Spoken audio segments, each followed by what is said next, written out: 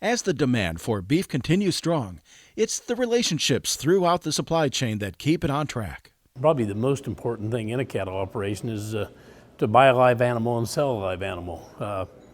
I work real close with a lot of the producers that I do business with, which is about 50-some ranches in the northern states on the animal health as far as the vaccine and the pre-vax. And the morbidity, mortality rate that we have is every year has been getting better just by working with those ranchers and implementing new practices and different procedures, which is really, a healthy animal is so much more valuable, and even one that you've given a shot or two to. So that's very important.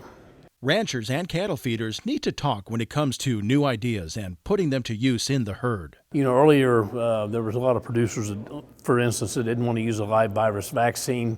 They would never have problems on the ranch. They would wean some calves there and they'd send to the feedlot, and the feedlot cattle would fall apart. Just whenever you bring cattle into a feedlot setting, they're exposed to about every bug in the world, and so it's very critical that they have the vast array of shots to cover the bases. And once we got most of them switched over to the live virus, and we have gone along just tremendously better. But it's not just about how those cattle do on feed. It's about the end product too. The quality eating experience needs to be there, and it does trickle down to the decisions that we make from the purebred standpoint as to which way we're heading with the genetics that we incorporate into the cow herd.